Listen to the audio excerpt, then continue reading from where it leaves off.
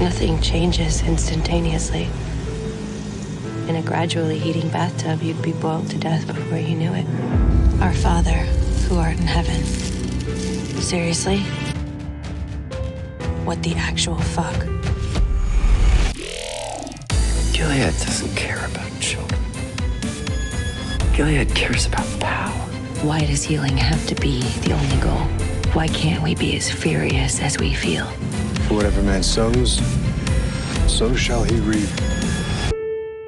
Welcome to Above the Garage.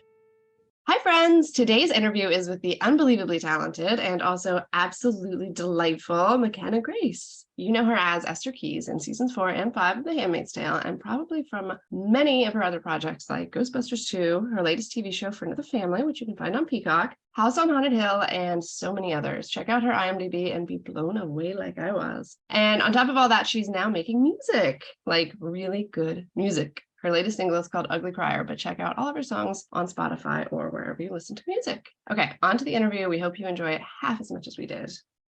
Hi.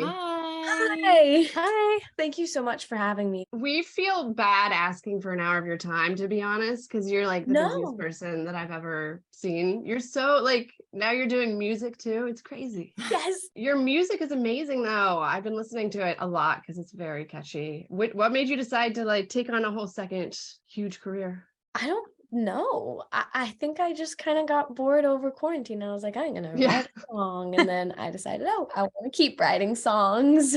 That's amazing. We all got bored over quarantine, and yet very few of us decided to turn it into start a music career. But I had too many quarantine hobbies. I'm glad that one stuck. we did. They're so good. And I guess on set, we've seen behind the scenes of you playing ukulele and stuff. I love that video of you and Yvonne and Maddie playing cups. Stop it. I was showing that to my dad yesterday. I was going back through my camera roll and I have a little folder and it's all my favorite videos on my camera roll. And I was like, Dad, how funny is this? Because it was just a video.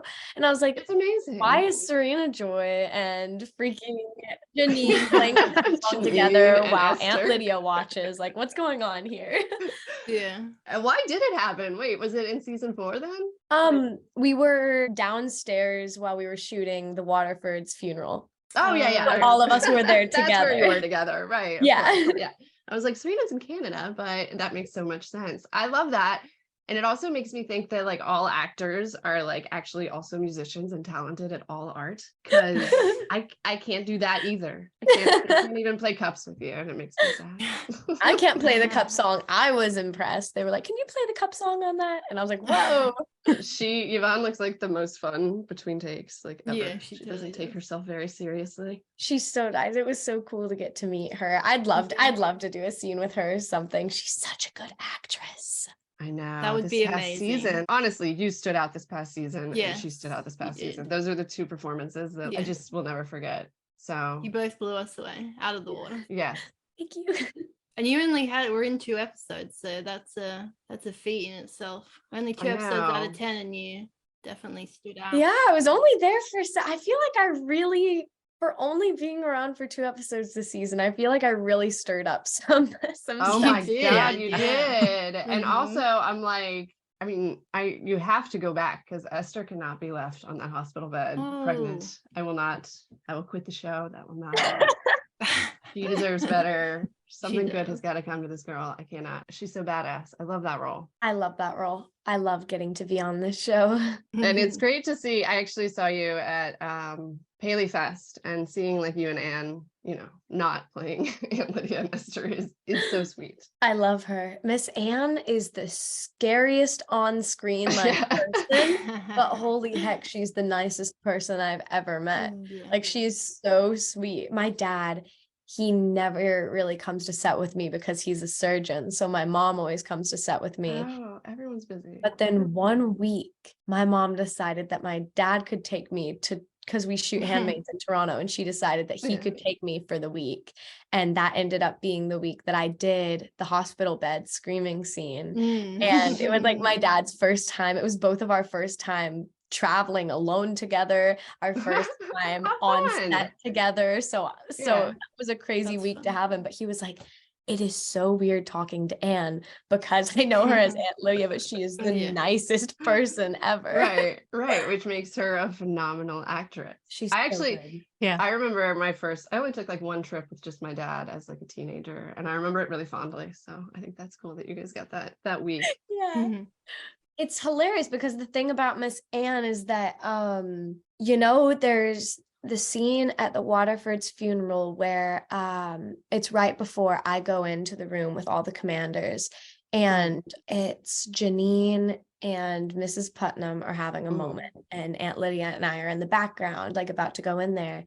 But whenever we were standing there, you know, like before they would yell rolling or anything, like they would go like, okay, sound rolling. And before they yelled action, you know, she would just start talking to me in character, and she'd like have her hand on my shoulder and be like, you know, you're going to be a good girl and you're going to do this. And I was like, okay, I'm in character now. I'm in character because I never knew like if she was talking to me or if all of a sudden she was just in character. And I was like, oh my gosh, okay, I'm in character now.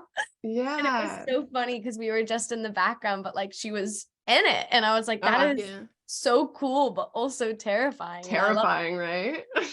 Yeah, even I think Zane Knisley had said the same thing. Like she treats like extras kind of like that occasionally. And it's like terrifying. Yeah. She's really into it and it's incredible. It would be very effective. I would listen. Oh yes, I did. I was like, oh, my head's down. I saw that you take your little dog Gizmo to set. Always. Do you get to take him to every set that you work on? I don't know if I get to, but I just do. There you go. He comes everywhere. I mean, I can't imagine going to set without Gizmo. He's the set dog. He's so cute. It's so LA. Like he's never peed on grass before because he just uses puppy pads. Like he just like hangs out in the trailer. He'll come on to set. What is this? It's so bad. How old is Gizmo? He's 2. He turned 2 in October. Still a puppy. Baby. Little guy. It's funny, my dog was the opposite because we have a yard and we took him to Chicago once and he would just not pee anywhere because there's no grass. There was no grass anywhere near our hotel. And I'm like, really, you gotta just pee. You're never gonna find grass. You're not a city dog. I get it, but come on. But I love that Gizmo is fully an indoor. So you take him to Toronto and everything. Yeah, always. Love that. He just comes everywhere. He's just a guy, just a dude. I also love his name. I mean, he actually has a really long name. Gizmo Fruit Snack Benjamin Cheese Whiz Freaky Bad Boy Chicken Nugget Fruit Snack DiCaprio. But whoa, man, that dog tag must be huge. It started out just as Gizmo Fruit Snack DiCaprio, but I've just kind of slowly been adding on. And Miss Anne, whenever I first got Gizmo, I went out to go and do Handmaids, and Anne was like, I hate that his name is Gizmo. And I'm like, whoa, what? And she's like, I feel like he's more sophisticated than that. His name is Benjamin, you know, like I feel like his name would be Benjamin. The third. Like, he's more of a sophisticated man. His name is Benjamin. So now he has Benjamin in there, and that's the little story behind that. And there's a story behind every name. How lovely of Anne. It seems like almost everyone we have interviewed has a dog, which makes us or a cat. The cast and crew even more. Oh my gosh, I have the funniest pictures of him with like everyone on this set. Aww. Or like Aunt Lydia and her full like get up Anne, and she's like him and like playing with him, and I'm like, this is the funniest picture out of context. That's sweet. It is. I saw I was watching a clip of you from the People's Choice Awards, and other than Gizmo, I think you have another son, a teddy bear named Walter Jr. Can you please tell me the story behind this teddy bear? We get more than a story. Come on, Walter. Walter hi. Jr. Hi, Walter Jr. He's my guy. I don't know. He's just my son. His name is Walter Jr. Breaking Bad. I love it. I still have yet to change my lock screen. I feel like I need to. Why would you? It used to be Pete the cat, and then it was Walter Jr. And so I don't know, maybe I need something new to mix it up. But I mean, I had spine surgery and my friend sent him to me, and then we named him Walter Jr. and he was my guy. That's adorable. Speaking of your spine surgery, how are you going? I'm pretty good. I've been working out again. I've been trying to like move past that, but it was funny because whenever I was in the hospital bed for surgery, my episode of me in the hospital bed for Handmaids came out. And so that was pretty funny. That's wild, watching that while you're in a hospital bed. Yeah. I don't think that I was doing any thrashing around. But there was a lot of crying. Crying, yeah. I hope there were no handcuffs involved. Yeah, no handcuffs. I was just really brave of you to like also take care of your health in that way when you're so busy, to say, no, I need to take this month. I don't know how long it was, but I need this time to actually take care of my body so that it was crazy. It's been, I've gone back to work a little bit since. I just haven't really worked on like a long project, and it's been kind of weird having so much off time, and so I've spent it all really doing music and looking forward to the next projects. But it's been weird. I haven't really taken like a break in a while, so it was kind of like a little forced one. Probably good. Yeah. Although it's not really a break because you're doing the music. I've seen you on, shows performing. It's a break. For you, yes. I see the guitar in the background. Do you play that as well then? Yes, that's my guitar. I got it for Christmas, and it is my child. I love it. You have a lot of children. Yeah. I do. They all get along? All your kids? I mean, Walter Jr. is kind of like beefing with the others. Probably a little jealousy because Gizmo gets to go to set every time. Yeah, it's a thing. It's a whole thing. Yeah. Did you play guitar as a kid then, or did you actually like just pick up a guitar during COVID? I was a ukulele person. I've had a ukulele, and I've been playing it for like, how long ago was 2017? That's a good question. It was like really long ago now. 6 years. 6 years. That's like going on 6 years. Then I've been playing ukulele for 6 years. That's kind of crazy. I just started learning guitar. My dad's a guitar, like he always plays guitar, and he would always play it for me growing up. And he'd always try to teach me to be like, God, Dad, I don't want to learn guitar. Like, stop. And now I'm like, please teach me. And now I'm like really into it. My daughter just started violin, but she also just she wanted to start acting. So I finally gave in, and we got her like acting coaching lessons and an agent. Like, I live in Philly, so there's not a whole lot of work, so it's not probably going to be like a big deal. But she's super excited, and she was really excited that we were interviewing you because she actually knows you and Ghostbusters. And so anyway, yes, I told her so cool. Say hi to you. Yes. Hey, and I mean, never say never. That's what I thought whenever I was like back in Texas. I was like, there's not really any work. That'll be fun. Right. Look at you now. Did you move? When did you move to California? I assume you live in California. I do. Yes, you do, right? Okay. I wish I didn't. I want to live somewhere else. I don't know. I'm ready to move, but I'm kind of stuck here now. Right. But this is going on my 12th year of acting, so I would have been living in Los Angeles for 11 years now, which is definitely crazy because I moved out here for acting, and now everything is over Zoom, and I'm like, that's a good point. Dadgummit. Auditions aren't in person yet, really, right? It's still self-tapes? No, I think I've had, maybe like one in-person audition or meeting since COVID, really, which has been crazy. Yeah, no, I've only had one. 2020 was kind of a long way away now too, so that's a long time to have one in person. Yeah, I mean, and it used to all be in person, which has been really, really strange. It'll be strange when it like goes back to normal. Yeah, I don't like it. I hate Zoom auditions. I hate Zoom meetings. I wish it was back in person. But I'm trying to think about it, and it's funny. Handmaids, I was on set. We were all on set whenever COVID happened. Right. Which was insane because I was like, see you all in 2 weeks. This is such an overreaction. And all of us were like, this is so dumb. Like, I'll see you in 2 weeks. And then it was like months later. And we're like, hey guys, funny running into you here. But I think the Handmaids was probably maybe my last audition also in person. Wow. Before COVID started. So crazy. That's weird, right? It's so weird. And I feel like you've been on it now forever, even though it's not been. So yeah, that's really strange to think about. Where would you move if you could move? Which you can move, of course. Okay, so I'll be 18 next year. I'm not 17 yet, but next year I will be 18. And I'll be 17 in June, and next June I'll be 18. But like I'm thinking about whenever I turn 18, I just want to go out to New York for like a month or so, just because I think that it's such a nice vibe. I love New York. Yeah. I love visiting New York. It's nice. It's 2 hours from Philly, which is like one of my favorite things about this area. You can go to DC in 2 hours or go to New York in 2 hours. So yeah, I get that. Fun. And it's so different from California. I love it there. You can go room with Lizzie. Perfect. Yeah. She's probably got an empty apartment there like most of the time. Yeah. Probably. Yeah. Oh, word. I'm one of the rare people that did leave California. It doesn't seem like many people leave California, which I totally get. And I really regret it starting this month through the next like couple months on the East Coast. You get really tired of winter. Winter gets really tiring after Christmas. Like after Christmas and maybe like the first snow, it's amazing. And then I'm like, wait a minute, I could be back in 75-degree weather paddleboarding. It's pretty chilly here. Oh, is it? Yeah, lately I've heard. The rain has Oh my been gosh. Yeah. insane. Is it over? Has it stopped? It is now. For now. Right. Yeah. Yeah. For You don't want now. to say it.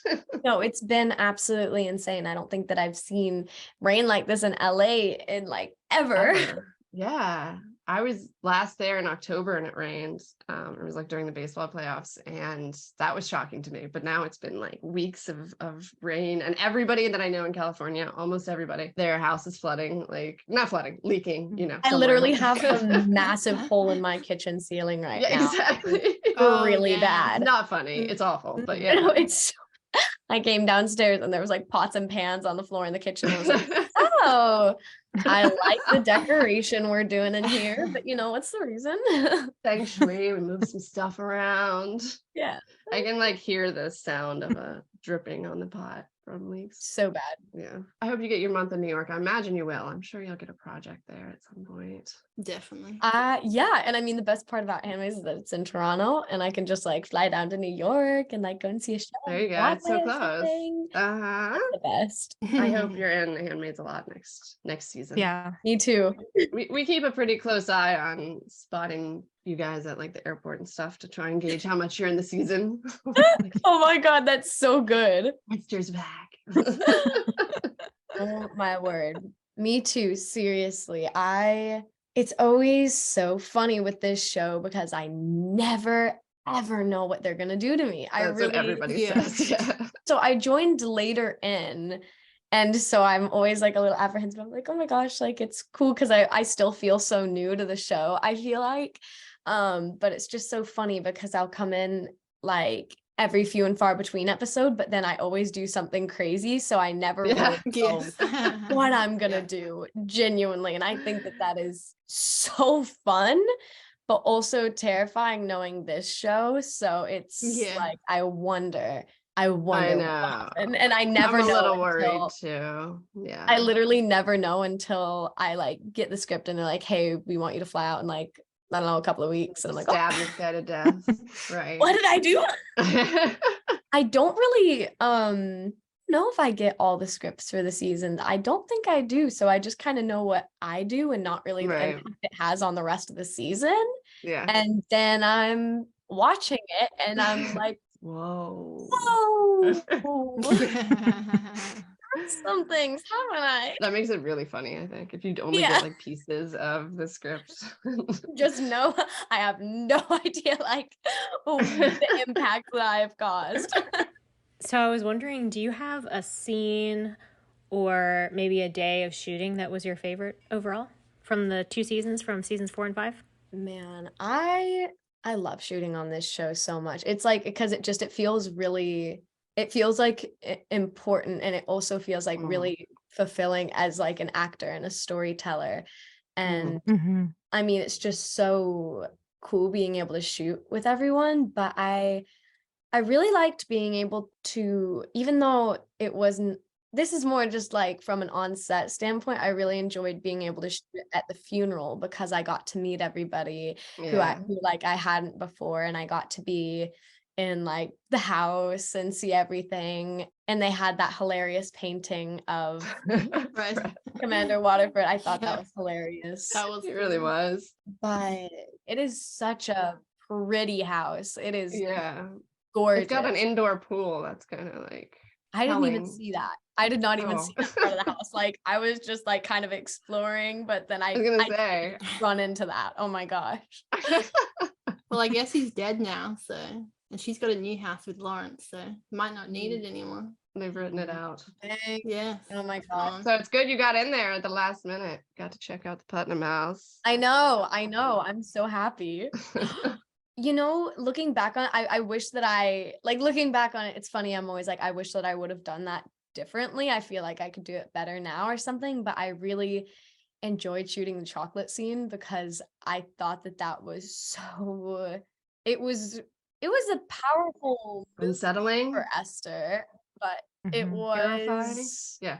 really interesting and a lot of fun to shoot because we shot a lot of the monologue and the talking, but then we shot so much of me lying on the ground, like convulsing in blood. And then there's so little that's in there, but we did that for hours and I had like lost my voice the next day from like gargling this blood. And so that was so like I have so many pictures from that day of just me like in the mirror covered in blood, just like I think I've seen the one. funniest and coolest thing on Instagram or something. yeah. I put so many of them up, but there's still so many. I thought you meant the Steven scene at first. I mean the Commander Putnam scene at first. That was I would say that was not a very fun scene to shoot. I gotta be honest. That's what I was That makes sense. expecting. That checks out. Yeah. You know, like the chocolate scene where I was poisoned, that was Poisoning. really interesting. And looking back, I'm like, I wish I could do it again, but like it's still such a cool scene. Oh no, you I crushed love it. that. Yeah. It's such a good So amazing. scene. Like when you said, and I was right the first time, or right, you know, about hating her. Like it was so stunning. That to hits. Not see that coming. Yeah. You delivered that like unbelievably. I was like, whoa. I didn't know that was going to happen whenever I read the script because they gave me no heads up. I had gotten a text from Miss Maddie and she was like, "You absolute rascal." And I was like, "What did I do?" And she was like, "Have you not read the script?" And then I was like, "No, what do I do?" And she's like, "Oh my God, McKenna, just read it." And then I did. And I was going through the whole thing and I was like, what do I even do? Like, what's Yeah, you're still like, what what's did the she thing? text me about? Because the thing is, reading the scripts for the first time, I have the same reaction as everyone else. I was like, no way, Mom, you have to read the script. But I mean, that was such a cool scene to be able to do. It's so good. Yeah. And it is powerful. I absolutely love Esther because she's so different Yes. than all the other characters, you know, like Mhm. she's just not accepting Gilead as It's such a complicated scene Yeah. as well, you know, because it's like, And the way they shot it too, right? yeah, Because it was all done in like the one long take. in So one shot. Yeah. yeah. Yeah. Alistair said he does your makeup, right? Yes. Yeah, he also said like that was the hardest scene for them because there was so much blood and then clean up and then blood and then clean up. There was so much blood. So Yeah. much blood. I think I had to change like 4 times. That was so bad. Did it taste good at least? You know, it tasted very sweet. Mm. So whenever I look up at her and I have the blood in my mouth, that was good because I bit into the chocolate and there was a little thing in the middle that was like Right, raspberry or something. Yeah. But then the thing was, before every take that we would start coughing up the blood, they'd give us a little mouthwash cup full of the corn syrup red thing, and then we just and down it, and then we just sit there with it in our mouths. Oh yeah, that doesn't sound amazing. But then sometimes they would take a while, like to start shooting, so I'd be there with it in my mouth. I'd be like, "Please go! I'm going to gag." Like, I'm going to gag because it gets a little nasty, but I can distinctly like remember the taste of it. Yeah, forever. Interesting to say the least. You know, it wasn't good, it wasn't bad. It was just really sweet, and it was just like corn syrup, really. No, I wouldn't like to sit there and hold it in my mouth. It's so interesting and Yes, nasty. frustrating. Yes. What was it like with Lizzie on those first days of set in season 4? Because when we were talking to Bruce, he mentioned a funny story of Lizzie showing you how to smoke. Yep. Yeah, I think that is my biggest flex, is that Lizzie Moss taught me how to smoke when I was 14. Your claim to fame. Amazing. No. Yeah, that was so funny. She was like, don't do this, but like, this is how you smoke a cigarette. You know, that was really funny. Like, they wanted to take the cigarette out for one of the scenes. For the first scene that you meet Esther, I think they wanted to take the cigarette out. And I was like, no way. That is so interesting, because I also think that something really cool and important about that is that it shows, you know, it reminds you you're talking to this young girl, to this child, Yes. but at the same time, she has taken on the role of the woman, of the household, of the wife. Right. And so Yeah. I think that it's such an interesting. It says so much. I think that it was important in a way.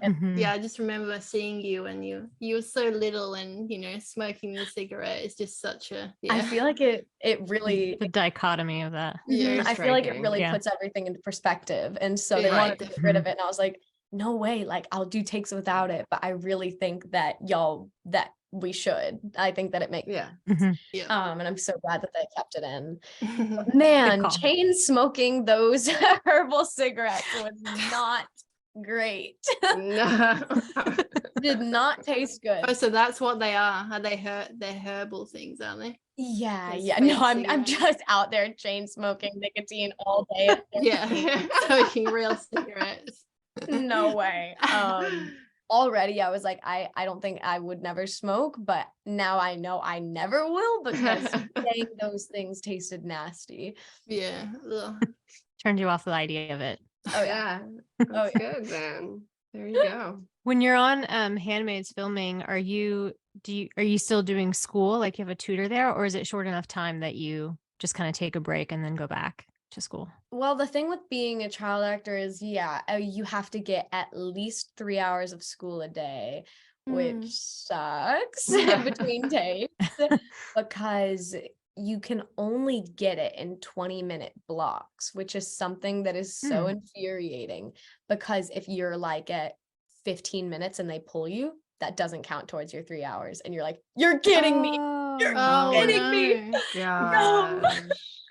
And That's so awful. that's the worst. But I actually graduated last year, I'd have to say. I think in nice. 2022. Congrats. That's cool. Yeah. Or 2020. I don't really remember, but I did graduate like last year or 2021. But now all the years are fading together over this pandemic. Yeah. Yeah. Yeah.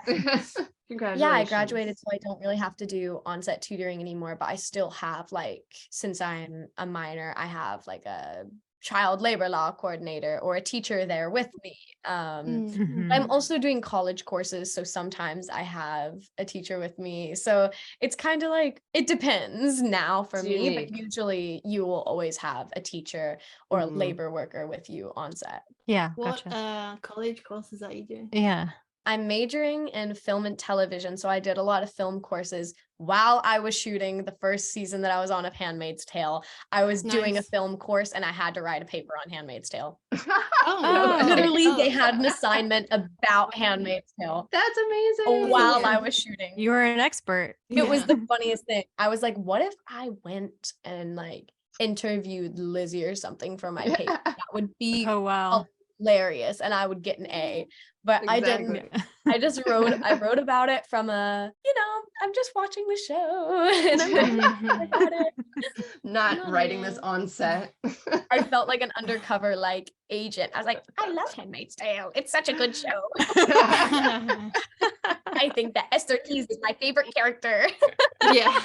Did anybody in your school know that you were in the show at that point? No 'cause one it's in my online. college knew that I was in the show. So I thought that was the funniest thing. I was like, oh, I'll just write a little paper. Yeah, that's great. I love that. I thought you got to ride the Ecto One though from Ghostbusters. Was that really awesome? Coolest thing ever, hands down, because we Yeah. shot in it but never drove it around. So me and Logan, who plays opposite of me in the film, we got to drive around in New York and went and got pizza at the pizza place that Spider-Man goes to in The Amazing Spider-Man. That's So amazing. Nice. We were like a little Sony crossover here. That's really cool. Jealous. And I saw that you were going for your learner's permit. Have you passed your test yet? Hey. Oh, come no, on, Kimberly. What a I'm so jerk. sorry. Oh, Hey, no. man. Sensitive subject. I was being positive. I did not pass on my first test. So, My have husband, failed. Dave didn't I either. failed twice.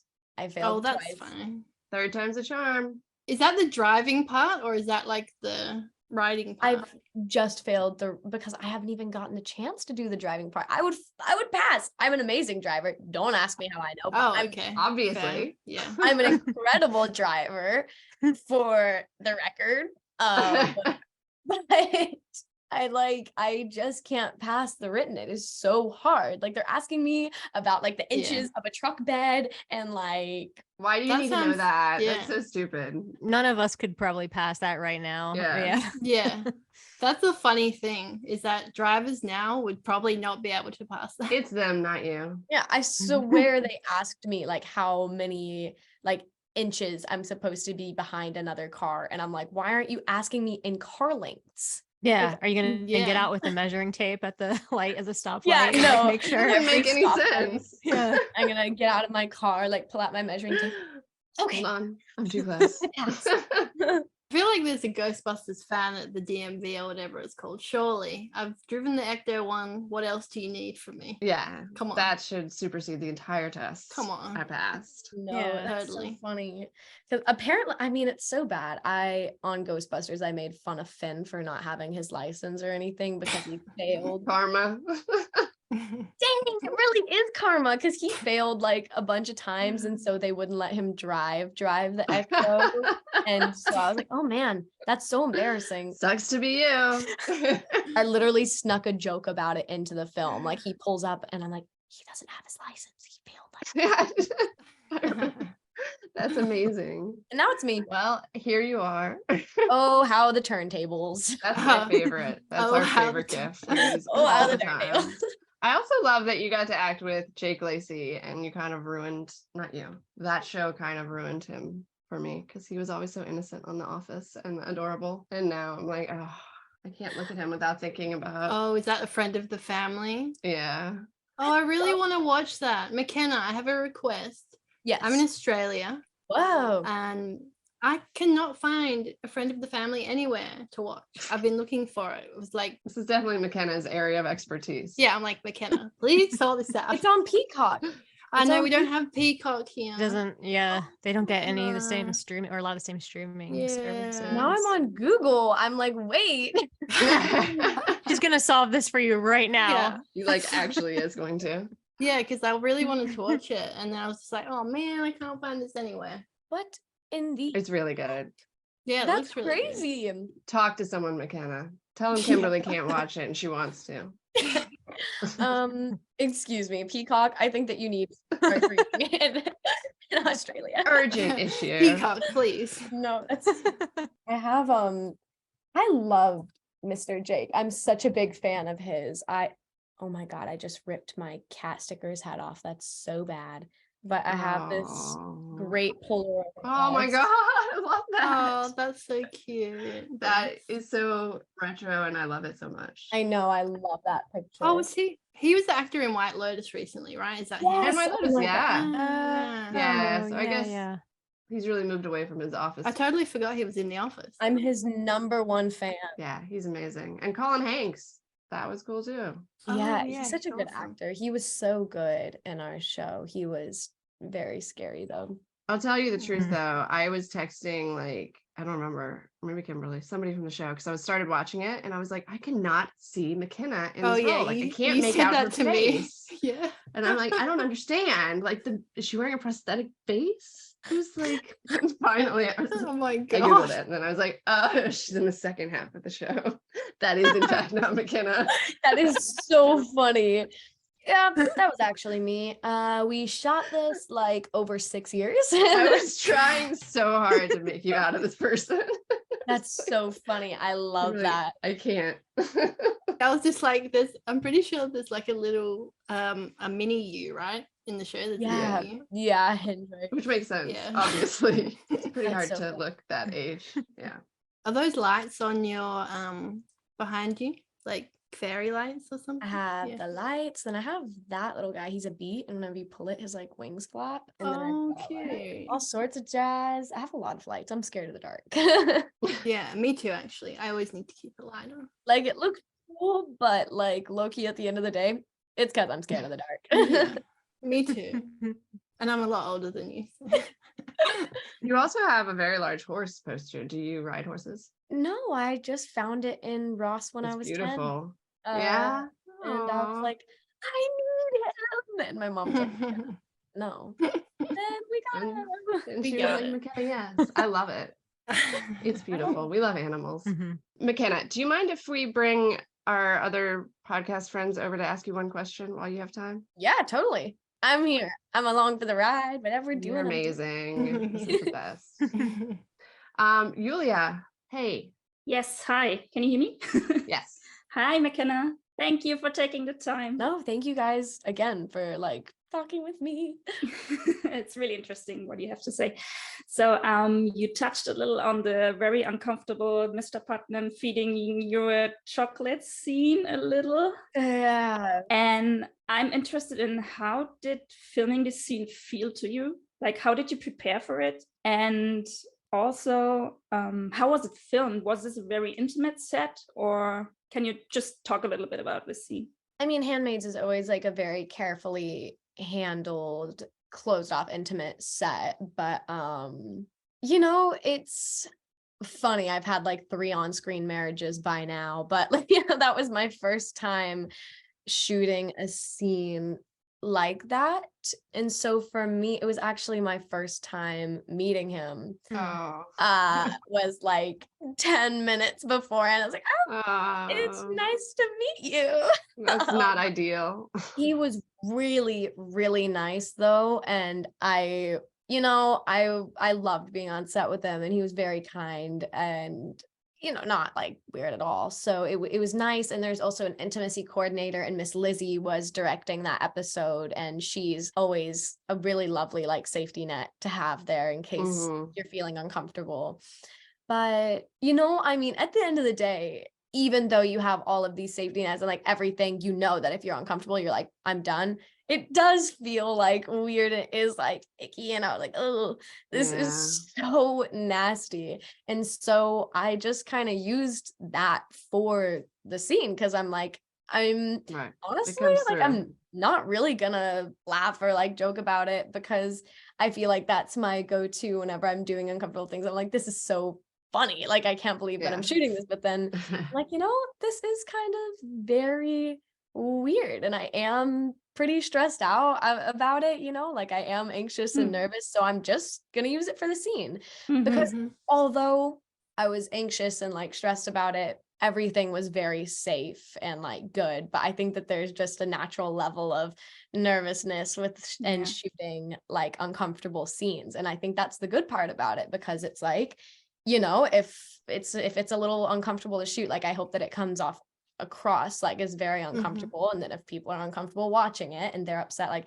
why would you do that? Why would you have like somebody like do this scene? Whenever there's a lot implied off camera, but the small things that we do on camera, if somebody's upset about it or they're like, this is uncomfortable, why is somebody under 18 in a scene like this? I think that it's important to remember that this is acting, and that it's very, very safe, and there's a lot of safety nets and people that are there for you.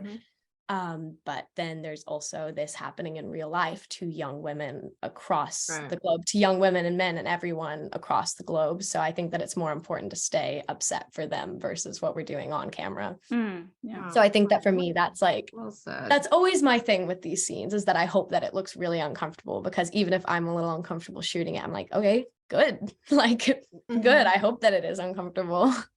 We can assure you it was uncomfortable to watch. So it came through. Well done. Yeah. I felt uncomfortable. Like you said, it isn't like what you just said was perfect. And it's very nice of you to think of things that way and put yourself out there like that. Like, that's incredible. I mean, that's one of the things about this show, that I'm honored to be a part of it. And I'm honored to be telling Esther's story. And the thing that I've always talked about over the years is that for me, it was so like it might not be really a thing, but for me as a young woman, it was so important to actually be 14 playing 14. And, you know, because a lot of the time they will hire older because it is important to make sure that whoever's playing the character has an understanding of what's going on, and also is not uncomfortable, and also, you know, is older for hours and whatnot. But to me, it really meant a lot to actually be able to play a character that is my age, that is going through these things, because I think that it's important to remember at the end of the day, I'm acting. But if people are upset about me doing this on camera, then maybe they should be more upset about what's happening in real life, so that then maybe we won't have to tell these stories anymore. Right. Exactly. Yeah. Perfectly great. said. Thank you for the answer, Yes. McKenna. So I feel like I went off on a little bit of a tangent. Yeah, it was an important tangent. Tina. Hi, McKenna. Thank you for joining us. Hi, thank you for having me. Yeah.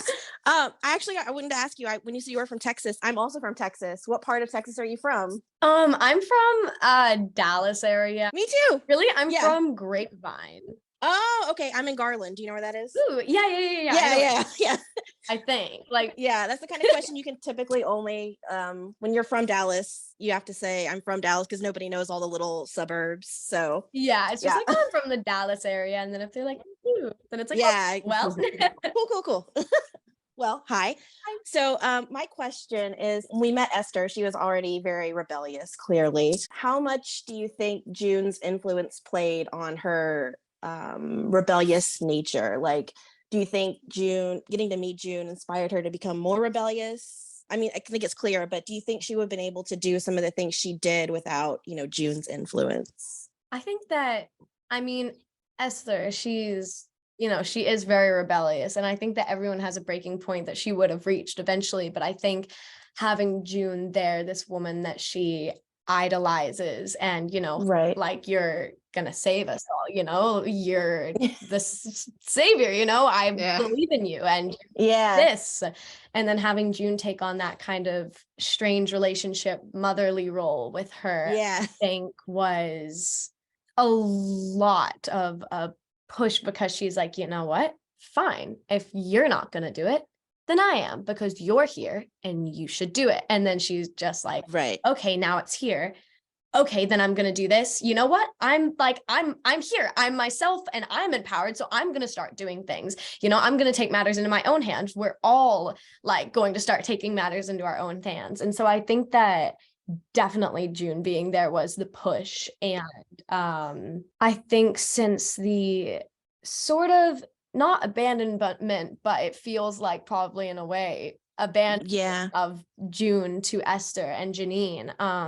I think that has been another push in the direction that is, you know what, F it. If June is not here, you're not listening to me, no one's going to help me, so I'm going to do this myself. Yeah. I think that that's just the mind frame that Esther's in. I really was talking about it earlier. I never know what they're going to have me do. And I think that neither does Esther half the time. I think that she's just here, there, but then she has a plan and she's gonna do it. And so I think that that's one of the fun things about this character, is that I never know what's gonna happen, and I like how unpredictable she is. And I think that is totally something that she got from her short stay with June and whatnot. I think that that's been a big influence for her. And she's like, you know what, if June left us, then I'm going to be what I thought she was or what she wasn't. I'm do this myself. Yeah, I agree. Cool. Thank you. Thank you. Thank you. Rachel, do you want to ask your question? Yes. Hi, McKenna. Hi. Nice to meet you. Nice to meet you too. So this is from the episode, season 5, episode 2, At the Wake. And her question is, why did Esther look at Nick at the Putnam house during the wake? There's a moment where they pass each other and she cranks her head over and she looks at him. And was there supposed to be more to that story? I mean, the thing is, he's the one who went and got them all at the farm, and he's the one who took June. And that's one of my favorite moments, because it's so un-Gilead of her. Instead of keeping her head down and looking at her a little bit, she's just like, you're here? Like, are you kidding me? Oh, it's you're here. I see you. He's the bad guy to her. Yeah. Yeah, I mean, he's totally the bad guy to her. She doesn't know him, but that's the guy that came and got them at the farm. So yeah, and I love that moment. That's so fun. We did too, and everybody noticed it, but there was no follow-up to it at all. So we were like, it's just one of those beautiful little nuancy moments that just like you just have to pay attention to all those little details, and it was perfect. So thanks for confirming that for us, because that was our assumption too. Yeah, I love that moment. Okay, thank you so much. Thank you. Megan, hey. Hi, McKenna. Hi. Thank you for joining us today. Thank you for having me. We're huge fans of you and our house. I have daughters that are 8, 12, and 15. They love Ghostbusters. My 12-year-old honestly played your song, Do All My Friends Hate Me, on a repeat loop for like 2 months. It's such an amazing song about like teenage angst, and it just really resonated with her. I mean, you're so talented, and they love you so much. So oh my gosh. yeah. Tell them I said hi. But I have your song. I sing it myself. It's amazing. It's so catchy. All of them play in my head. They're all so great. And yeah, my 12-year-old is like a huge fan. Oh my gosh, tell her I love her and her friends don't hate her. Oh, it's so great. But now that we're talking about music, that's what my question is about. I read in an interview that you use music to help connect to your characters. So what songs help you connect with Esther? And do you have like an Esther playlist? I have I have a public Spotify that's like I'm pulling it up right now. I'm pulling up my Esther playlist because I actually have it posted on my public Spotify. I've decided I'm gonna start like posting these little ones. Yeah, Esther Keyes. Got it right there. Oh, awesome.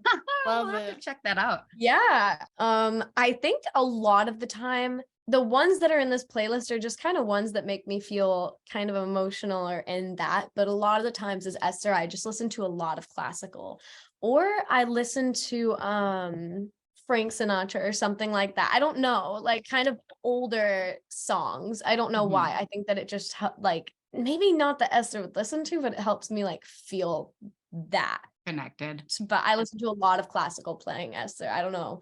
It just makes sense for her, I feel like. Yeah, that is so interesting to know how you get into character like that with music. I love it. Thank you so much for answering that. And we'll have to check out your playlist. Yeah, totally. I can't wait to hopefully make another for Esther. Yay. Well, we'll be following for sure. Thank you. I was listening to your song Self-Dysmorphia the other day, and I was just wondering, it's so emotional, such an emotional song. Have you had like a lot of girls your age reach out to you and just like being able to connect with that song? Because I'm obviously a lot older than you, and I can connect to that song, and I can feel like when I was that age, I could, you feel all those emotions. And I imagine that, you've had lots of people reach out to you and feel the same. I mean, yeah, it's been a lot as like with any of my sad songs, people are like, I listen to it all the time. I'm like, no, no, don't. But yeah, it really means a lot because I don't know, that was a weird song to put out that I was very on the fence about up until the last moment. I was like, I don't know if I want to release this. Like, I don't know how to feel about it. But it's I feel like it's important to just put it out there. Not that I think that I'm like, it's not like I'm helping people or people are connecting to my music. It's really just because it's like, it is nice for me to get my emotions out into music, but then it's also really nice to see that people connect with it, and it helps other people feel less alone. But then hearing that people connect to my music, it also helps me feel less alone. So it's like, it's really nice to have that connection with people, and I love it. Yeah, I think it's important, especially, your age. It's important that you all know that, there's a lot of other people that feel that way. You're not alone. So yeah. Thank you. Claudia? Hi. Hi. So last year, actually, while I was flying out to meet a lot of our podcast members for the first time, I got to watch Ghostbusters finally. And I really loved you in it. I thought you were amazing, and I'm looking forward to the second part. So now I wondered, how does it feel like to be basically one of the new faces of this wonderful world that some of us know so well? And how was it to play next to the original cast and Finn Wolfhard, who made quite a name for himself?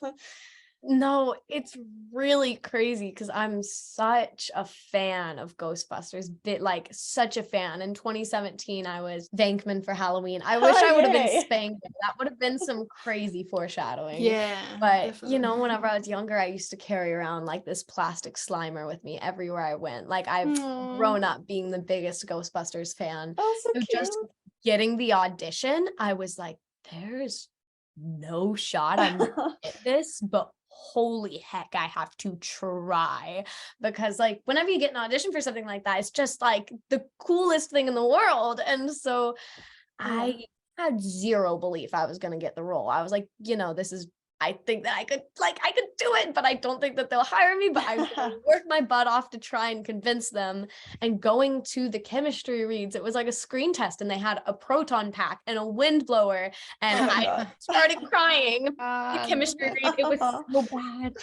I feel like that is something you should not do in a screen test, but I totally started crying. It's Ghostbusters. That's okay. Thing ever. Yeah. And it's one of the coolest things about my life, like no doubt that I got to do that and be a Ghostbuster, and that I say God, but like that I'm a Ghostbuster. I don't know, like I feel like a fraud. No, you are amazing, and you've earned it, and you crushed it, and it's so good. My kids love it. I love it. Everybody loves it. It's so good. It's the coolest thing. Totally awesome. And you got to meet like the originals too, right? Yes. That was really cool. Crazy. I was so nervous and excited, and we didn't know like when Bill Murray was gonna show up. He's so funny. But like I love him. Genuinely insane getting to work with them, but then also getting to see them in their suits and then not being able to tell anyone that I had that experience for like 2 years. Oh yeah. I was like, please let me talk about this. This is the coolest thing that has ever happened to me. And I couldn't. It was so sad, but that was like insane getting to have them on set and getting to do press with them still, or getting to see them every once in a while. I'm like, oh yay. I love that they had the two worlds meet. It was so cool. Amazing. I don't know if you remember me. Work together. Was it a long audition process for that one, or? Yeah.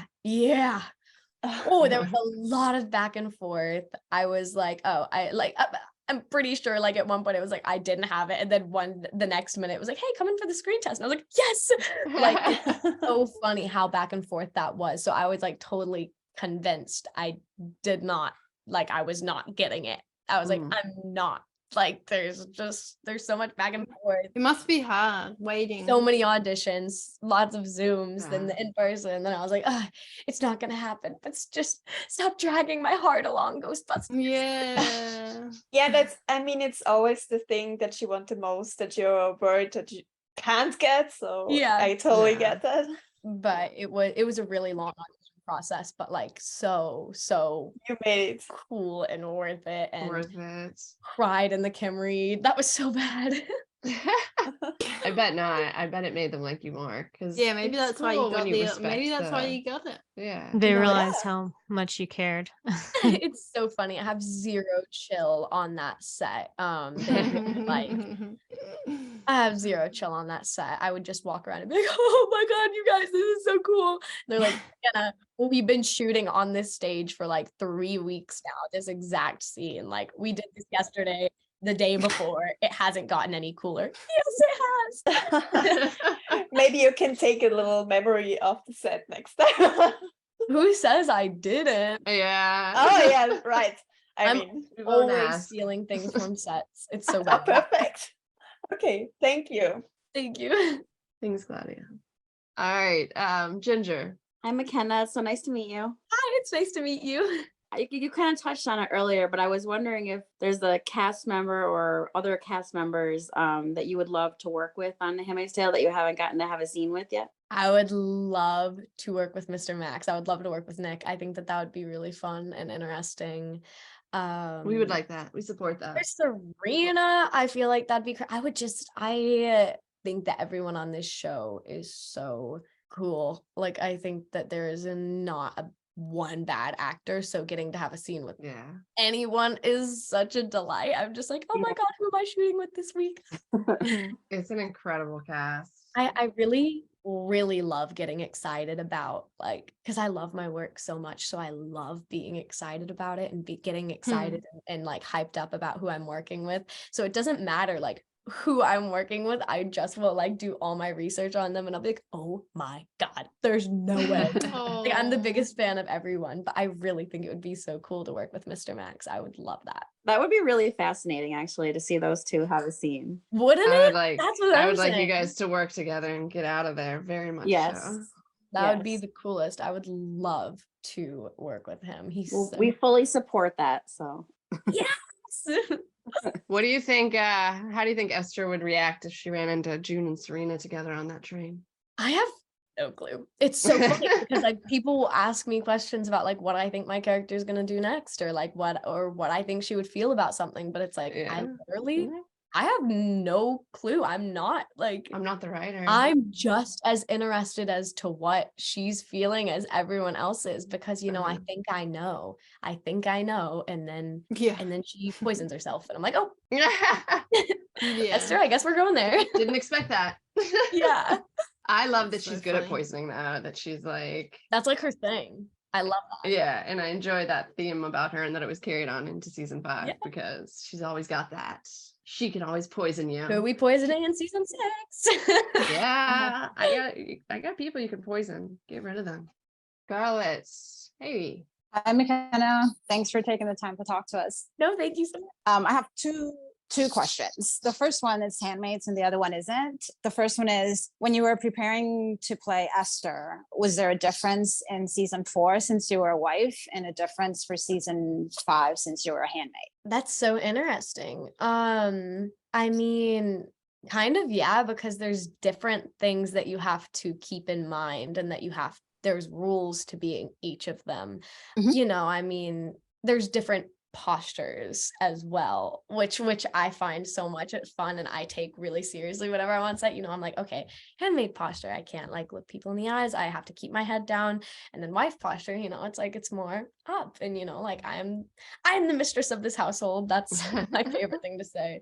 But it's more like sophisticated and you're keeping it together. But then handmaid, you have to like, you can't look at anybody. And so I thought that was really interesting, especially for Esther, because she's not the type of person to keep her head down and tail between her legs, but she kind of has to in season 5, which I thought was really interesting to play with, because I like whenever she's talking to Aunt Lydia and she's like, yeah, blessed be the fruit. Thank you, Aunt. like that something's up. So I thought that was super fun to play with, because she's neither, I can't really pinpoint her down as a wife or a handmaid, but I think that at the end of the day, she does have that wife in her, I think that they're a little biting, they're a little calloused, there's something going on. And so I like that now it's interesting to play with, and now I don't know what she is, so now I'll figure out what to do with that. So there's always so much going on for Esther, but at the end of the day, she's just a really fun character to play, and to be able to roll with the punches and figure out what on earth is going on next. Yeah, I'm excited cautiously for season 6. Yeah, cautious. Me too. Us too. I need something good to happen to her. And then my second question has to do with The Haunting of Hill House, which I also love, and you played a young Theo there. And I was wondering, how was your experience filming that show, if you can talk a little bit about it? That was a pretty rough shoot, I'd have to say. That was a pretty rough shoot. We were in Atlanta for 8 months, and that's too long to be there without like my dad or without anything. That was just too long to be there. But I I'm so glad that I got to be a part of that project. That's such a cool show. And I still have my gloves that I wore as Theo, and they have like a little hole in them, but I still have those. And it was really, really fun. And it's cool to be able to see what Mike Flanagan has been doing now. He's like the king of Netflix shows. Yeah. Yeah. It was really good. Thank you. Thank you. It's so wild though going through your IMDb, because I'm always like, oh my god, she was in that too. She was in that too. And you're almost 17 and you've been in so many shows that Yeah. are so good that I've loved. And it's just very, very cool. And I love that you seem to still love it. So I do. that's good. I can tell my daughter that. Do you have any words of advice for my daughter? Acting honestly is a really hard profession, because there is a lot of no's, and there's just, it's very relentless, and there's a lot of like work that has to go into it. But like, if you're really passionate about it and it's something that you love, like go for it and don't be discouraged, because gosh, it's so easy to get discouraged. Like if I would have given up after all of the no's that I get on the daily, like I would have given up so long ago. So was that hard for you when you were younger? Was that harder for you when you were still younger? hard for me. I mean, like right now I'm seeing shows or films come out that I wanted to play like the character so bad. And I'm like, oh man, I wanted that so bad. So it's hard, because everything's always in your face in acting, but it's such a fun career and profession. So it's so like, I always try to phrase it in a way that doesn't make it seem cheesy, but it's like, don't give up, because it's worth it. It is. The yeses are worth it. The yeses are so worth it. So don't give up. Are you working on anything at the moment, McKenna? I'm working on a lot of music. We're excited to hear. Honestly, it's funny talking about my songs that I have out right now, because I love them, but also I have changed so much since I wrote them. These are all like songs that I wrote about things that happened like 3 years ago.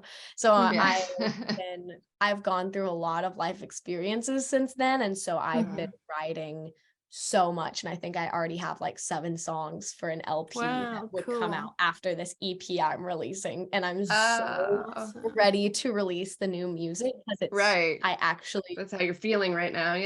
I love it, and I'm so excited about it, so I can't wait to release all of the new stuff. And then by then I'll be tired of that stuff and ready to release new things. It's an endless torment cycle. But I have a lot of projects film wise, like that I'm working on, that I'm helping set up, and things that I'm producing. And I'm also writing scripts. I'm in the process of trying to get a script sold right now that I wrote. So I'm working on that, and you literally do it all. Yeah. I try. I think that it's important to make sure that you don't put all your eggs in one basket, because I love acting so much, but also I want to be able to explore other things. And so it's so fun. That's incredible. Are you actually 50 years old in a 16-year-old's body? Man, you caught me. This is kind of weird, but I was thinking about your music and Handmaid's Tale and tying them together. And let's say you were going to start a band and you were going to bring characters from Handmaid's Tale onto a band with you. Who would you want in your band, and what would they play? All right. I literally woke up this morning thinking about it. All right, hold on. Hold your horses. This is important. Okay. Who am I putting in? All right, Handmaid's Tale. Let's look at everybody. Oh, I'd have Miss Maddie. I'd have Janine. Yes. I'd have Nick. Honestly, I would go for Commander Lawrence. I feel like he could. Oh, totally. I think so. Like play a guitar or something, probably. Yeah. Triangle. Yeah. He totally gives the vibe that like before pre-Gilead, and like he was cool. In his like teen years, he was totally in a band. He's into records. He's got records in his basement, I think. And he can do splits, so he can do like a guitar split thing. I think he's a good choice. Have you seen those pictures, McKenna, of him doing the splits? It's absolutely hilarious. All the time. There's so many pictures. Yeah, Amy. We're gonna have to send this to you. Yeah, we're gonna have to send this. Yes, please. I'm gonna have to Google this. What weird Handmaid's Tale niche meme is this? I've never seen this. It's crazy. He's like a pretzel. Yeah. Amy posts him a lot. His wife posts him all the time. He's like the most flexible human male on the planet, much less his age. Yeah, look through her Instagram and you'll see. Oh my word. I'm scared. It's so funny. I'm not as flexible as Bradley Whitford, and that's sad. If only I could be. I just wish I was more like him. I wish I was like him. No, he's so funny. So cool. Okay.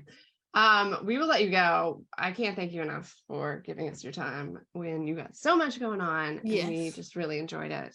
So maybe next year after it's all wrapped, we can talk about again what happened to Esther. Let's do it again. I can't wait to find out.